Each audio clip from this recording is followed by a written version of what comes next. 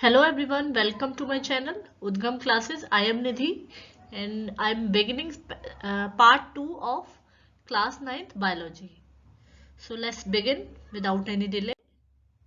So कल हमने जो जितना भी पढ़ा था उसके आगे का ये पार्ट है, हमने सेल ऑर्गेनेल्स पे छोड़ा था और उसके आगे ये सेल ऑर्गेनेल्स में ही हम पढ़ेंगे सेल वॉल. तो cell wall is a non living thing and freely permeable covering made up of cellulose. तो सेल वॉल जो है, जो कि प्लांट्स में देखने को मिलती है स्पेशली, ये सेलुलोज की बनी हुई होती है और ये नॉन लिविंग होती है, थिक होती है और फ्रीली परमिएबल होती है और ये आउटर कवरिंग होती है सेल की.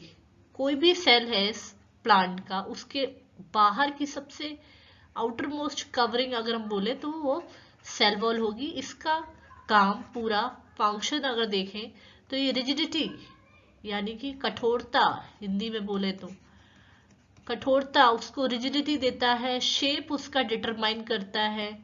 तो ये इसका फंक्शन है. It help in transport of various substance in and out of the cell. इस सेल वॉल की वजह से कुछ सब्सटेंस जो हैं वो ट्रांसपोर्ट होते हैं अंदर और बाहर आते हैं सेल वॉल की वजह से. टोटली सेल वॉल का काम अगर देखें तो प्रोटेक्शन का काम होता है इनका सेल वॉल का. मैं इस वीडियो में आप दिए गए कार्ड पे क्लिक करके इससे प्रीवियस वाला वीडियो आप देख सकते हैं. उसका लिंक भी मैं वीडियो के बाद में शेयर करूंगी फर्स्ट पार्ट का. तो फर्स्ट पार्ट के बाद ही आप इस सेकंड पार्ट को देखें तो ज़्यादा ये समझ में आएगा. नेक्स्ट देखते हैं. ये रही आपकी ये सेल वॉल. ये आपकी सेल वॉल है. प्लांट सेल में ये देखने को मिलती है. अगर एनिमल सेल में आप इसे देखेंगे तो ये नहीं मिलेगी आपको. It's absent in the animal cell, it's only present in the cell wall. Next देखिए न्यूक्लियस, जो कि ऑर्गेनल्स में आता है. सेल ऑर्गेनल्स, ठीक है. ऑर्गेनल्स ये सेंट्रली लोकेटेड होता है, बिल्कुल सेंटर में होता है सेल के. और अगर प्लांट में देखें तो स्लाइटली थोड़ा सा साइड में अवेलेबल होता है, क्योंकि वैक्यूल जो है वो ज़्यादातर पार्ट कवर कर लेता है. तो यहाँ साइड में ये न्यूक्लियस अवेलेबल होता है. तो nucleus is a dense spherical organelle होता है.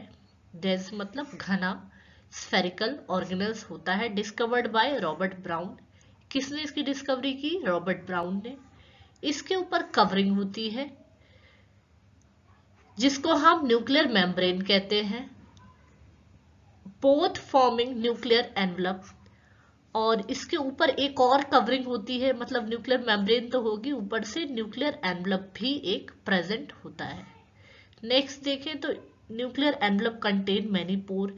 इसमें बहुत टाइनी टाइनी छोटे छोटे पोर्स होते हैं जो इसकी न्यूक्लियर एनवलप में लगे हुए होते हैं, जिसे हम न्यूक्लियर पोर कहते हैं. The fluid which present inside the nucleus. Nucleus के अंदर वाले फ्लूइड को हम न्यूक्लियोप्लाज्म कहते हैं. जितना भी इसमें अंदर फ्लूइड भरा हुआ होगा उसको हम न्यूक्लियोप्लाज्म कहेंगे. फंक्शन देखें तो इसका फंक्शन है कंट्रोल करता है मेटाबॉलिज्म एक्टिविटीज को सेल की, इसलिए हम इसे ब्रेन ऑफ सेल भी कहते हैं. ये सेल साइकिल को भी रेगुलेट करता है. न्यूक्लियस में जीन स्टोर होता है आपका, यानी कि आपका जो जेनेटिक मटेरियल है, जो हेरिडिटरी, जो आपको ट्रेड्स पेरेंट्स से मिलते हैं और जनरेशन टू जनरेशन ट्रांसफर होते हैं, उसकी लोकेशन आपको न्यूक्लियस में मिलेगी. साइटोप्लाज्म एक जेली जैसा स्ट्रक्चर होता है, विस्कस होता है, कलरलेस होता है, सेमी फ्लूइड होता है. और ये आप प्लाज्मा मेम्ब्रेन, ये आपका सेल है और सेल में ये आउटर मोस्ट, अगर ये प्लाज्मा मेम्ब्रेन है और ये न्यूक्लियस मेम्ब्रेन है, इन दोनों के बीच में, इन दोनों मेम्ब्रेन के बीच में ये फिल्ड होता है पूरा. यहाँ पर इस जगह पर पूरा ये फिल्ड होता है साइटोप्लाज्म. फंक्शन देखें तो इसका फंक्शन है स्टोर करता है vital chemicals like amino acid, protein, sugar, vitamin, ये सभी साइटोप्लाज्म में स्टोर रहते हैं. ये देखिए इस तरीके से ये आउटर मोस्ट सेल मेम्ब्रेन, बीच में आपका न्यूक्लियस और ये सब पूरा यहाँ पर ये जो ब्लू पार्ट आपको दिखाई दे रहा है, this is cytoplasm. Golgi complex को देखें तो इसको डिस्कवर किया कैमिलियो गोल्गी ने। Golgi apparatus consist of a set of membrane bound fluid filled vesicles, vacuole, flattened cisternae, closed sacs. Golgi apparatus discovered 1898 by Italian physician Camillo Golgi during investigation of various nervous system. तो Golgi apparatus एक तरीके से membrane bound structure होते हैं जिसमें fluid filled होते हैं और ये आपके न्यूक्लियस के जस्ट पास में अवेलेबल होते हैं। इनकी डिस्कवरी कैमिलियो गोल्गी ने की और इनके जो फोल्डिंग थी, अगर मैं यहाँ स्ट्रक्चर बनाने की कोशिश करूं तो इस तरीके से ये, तो इनको इन्होंने सिस्टर्नी कहा। ये जो फोल्डिंग्स हैं इनको इन्होंने सिस्टर्नी कहा। ये आपके न्यूक्लियस सेल में न्यूक्लियस है और न्यूक्लियस के पास एंडोप्लाज्मिक रेटिकुलम और इसके बाद में आपको कैमिलियो गोल्गी ही आपको मिलेगी। तो आई होप ये यहाँ तक आपको क्लियर होगा। तो ये कुछ डिटेल दिया है कैमिलियो गोल्गी के बारे में, इतना डिटेल में पढ़ने की जरूरत नहीं है। नेक्स्ट देखते हैं कि ये रहा आपका गोल्गी एपरेटस। एक इसका ट्रांस फेज होता है, एक उसका सिस फेज होता है। ट्रांस फेज और सिस फेज देख रहे हैं आप, और ट्रांस फेज अंदर की तरफ। तो इसमें आपको इन जो फोल्डिंग्स है, इन फोल्डिंग्स को सिस्टर्नी कहते हैं। अंदर ल्यूमेन, खाली जगह जो भी है ल्यूमेन, और सिक्रेटरी वेसिकल्स, ये वेसिकल्स है। It has been link to the cell post office, इसको सेल का पोस्ट ऑफिस भी कहते हैं। इसका जो मेजर फंक्शन होता है, ये प्रोटीन को पैकिंग करने में काम आता है for secretion. It also involve the transport of lipid के ट्रांसपोर्ट में भी इसको काम में लेते हैं, और इससे लाइसोसोम्स भी बनते हैं। लाइसोसोम्स का अपना बहुत बड़ा काम होता है, फंक्शन होता है, हम बाद में डिस्कस करेंगे। तो इसमें लाइसोसोम्स की फॉर्मेशन होती है। नेक्स्ट देखते हैं लाइसोसोम। लाइसोसोम सैक जैसे स्ट्रक्चर होते हैं, स्फेरिकल होते हैं। डाइजेस्टिव एंजाइम इनके अंदर भरा हुआ होता है। मेम्ब्रेन इनके चारों तरफ होती है और यूकैरियोटिक सेल्स में पाए जाते हैं एनिमल्स के। लाइसोसोम्स का काम होता है जितने भी फॉरेन मटेरियल अंदर आएगा सेल के, उसको ये डाइजेस्ट कर लेंगे, है ना। During disturbance in cellular metabolism, for example cell get damage, अगर सेल डैमेज भी हो रहा है तो लाइसोसोम्स क्या करेगा, अपने आप को बस्ट कर लेगा उस सेल के साथ, क्योंकि लाइसोसोम के अंदर एंजाइम फील्ड होते हैं जिनको हम डाइजेस्टिव एंजाइम कहते हैं। लाइसोसोम को सुसाइडल बैग भी बोला जाता है। ये मैं इंपॉर्टेंट मार्क करूंगी स्कूल के एग्जाम्स के हिसाब से। नेक्स्ट है एंडोप्लाज्मिक रेटिकुलम। ये आप न्यूक्लियस देख रहे हैं, न्यूक्लियर पोर आपको दिख रहे हैं, न्यूक्लियर एनवलप है, ठीक है। तो ये मेम्ब्रेनस स्ट्रक्चर होता है, और यहाँ लिखा हुआ it is membranous network of tube like structure. Sorry, ये यहाँ पर नहीं, गलत बता दिया मैंने। ये है आपका एंडोप्लाज्मिक रेटिकुलम, और एंडोप्लाज्मिक रेटिकुलम दो तरीके के होते हैं, स्मूथ और रफ। तो मैं यहाँ से एक बार रीडिंग करूंगी। It is membranous network of tube like structure extending from the nuclear membrane to plasma membrane. ये न्यूक्लियर मेम्ब्रेन से स्टार्ट होता है और ये आगे तक फैला रहता है प्लाज्मा मेम्ब्रेन तक। It is absent in prokaryotic cell, prokaryotic cells में ये नहीं होता है, और मैच्योर्ड आरबीसी में भी ये एब्सेंट होता है, आरबीसी में भी ये एब्सेंट होता है। तो आप देख सकते हैं एंडोप्लाज्मिक रेटिकुलम दो तरीके के हैं, स्मूथ और रफ, और इनके भी हम फोल्डिंग्स को सिस्टर्नी ही कहेंगे। ये आपको न्यूक्लियर पोर दिख रहे हैं, न्यूक्लियर एनवलप दिख रहा है। नेक्स्ट देखते हैं एंडोप्लाज्मिक रेटिकुलम दो तरीके के बताए थे, दोनों का काम क्या है। रफ है, अगर तो रफ है तो उसमें आपको राइबोसोम लगे हुए होते हैं, जो डॉट्स आपको दिखेंगी वहां पर वो राइबोसोम्स की लगी हुई होती हैं, जबकि स्मूथ में राइबोसोम्स एब्सेंट होते हैं, इसलिए हम उन्हें स्मूथ एंडोप्लाज्मिक रेटिकुलम कहते हैं।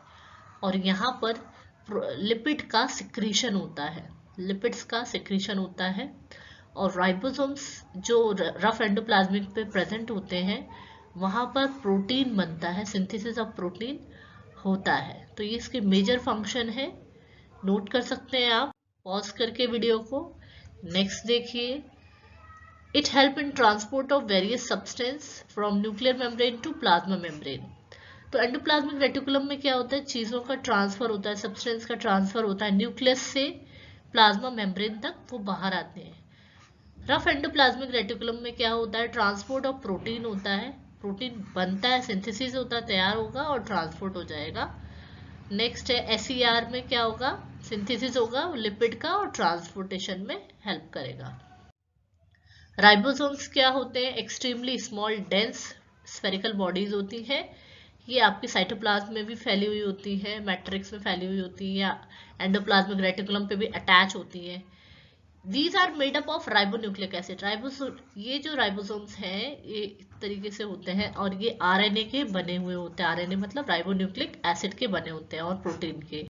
इनका काम मेजरली प्रोटीन को बनाना होता है, तैयार करना। तो ये देखिए, ये रहा आपका एंडोप्लाज्मिक रेटिकुलम और इस पे ये जो आपको बीड्स जैसी नजर आ रही है ना, तो इसको हम रफ कह देते हैं। अगर ये है तो रफ है, नहीं है तो ये स्मूथ है।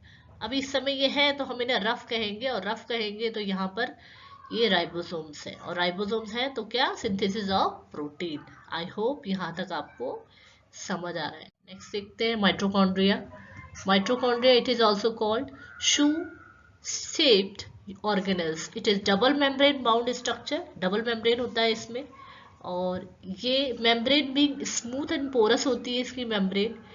इसमें आपको इनर मेम्ब्रेन दिखेगी being throne into the number of fold. इसमें भी फोल्ड्स होते हैं जिसे सिस्टर्नी कहते हैं, आगे हम लोग डायग्राम में देखेंगे। और इसमें अपना खुद का डीएनए और राइबोसोम्स होता है माइटोकॉन्ड्रिया के अंदर। ये देखिए, ये रहा आपका माइटोकॉन्ड्रिया, इसमें अपना खुद का DNA, matrix, inner intermembrane space होती है, इसमें राइबोसोम्स होते हैं।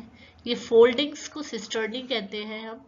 बाहर आउटर मेम्ब्रेन होती है, एक इनर मेम्ब्रेन होती है। ये स्ट्रक्चर आप रेडी करें अच्छा एग्जाम्स के हिसाब से। और इसमें मेजरली ये देखा जाता है कि इसका खुद का डीएनए होता है, राइबोसोम्स होता है इसमें।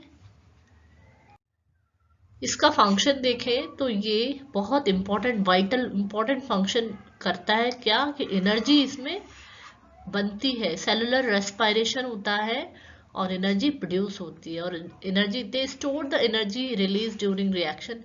कुछ रिएक्शंस होती हैं और एनर्जी रिलीज होती है in the form of ATP, और इसलिए इसको पावर हाउस कहते हैं सेल का। एटीपी का full form adenosine try phosphate, adenosine triphosphate. I hope ये आपको समझ आ रहा है। आप स्पीड फास्ट स्लो सब कुछ करके आप देख सकते हैं इसमें। नेक्स्ट देखिए प्लाज्मिड, प्लास्टिड्स जो are present in most of the plant cell में ही होते हैं, केवल ये एनिमल सेल में ये एब्सेंट होते हैं। दे आर यूजुअली स्फेरिकल होते हैं, डिस्कॉइडल होते हैं, डबल मेम्ब्रेन बाउंड ऑर्गेनल्स होते हैं। इनका भी अपना डीएनए और राइबोसोम्स होता है। ये खास बातें जो मैं आपको बता रही हूँ प्लास्टिड्स की, केवल ये प्लांट सेल में मिलेंगे और इनका खुद का डीएनए और राइबोसोम्स होता है।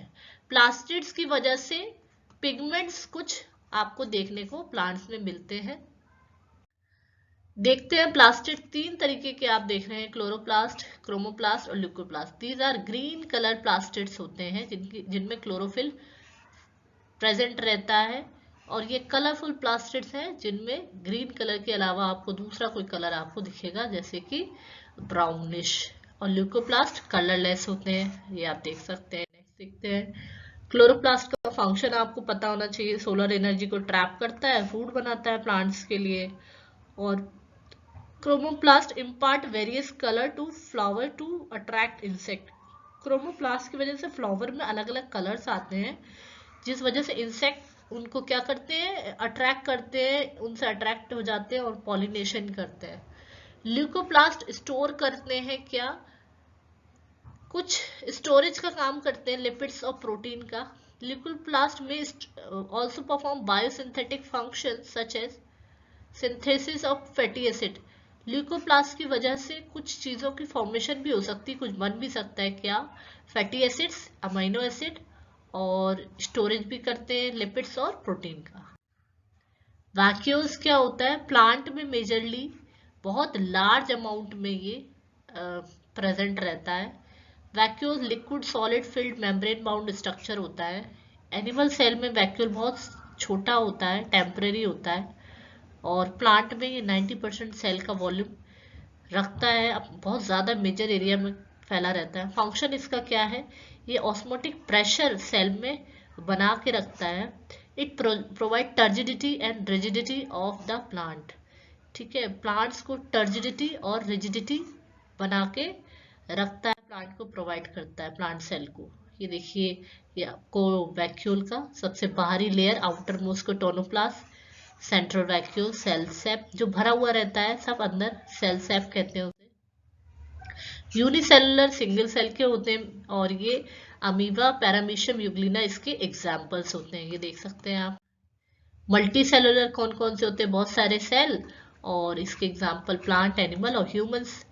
ठीक है, तो ये आप देख सकते हैं बोन सेल्स, अलग अलग सेल्स मैंने पहले भी डिस्कस किए। आई होप वीडियो आपको पसंद आया है। कोई भी डाउट है आप कमेंट कर सकते हैं। Thanks for watching. Do like and subscribe the channel. Thanks for watching.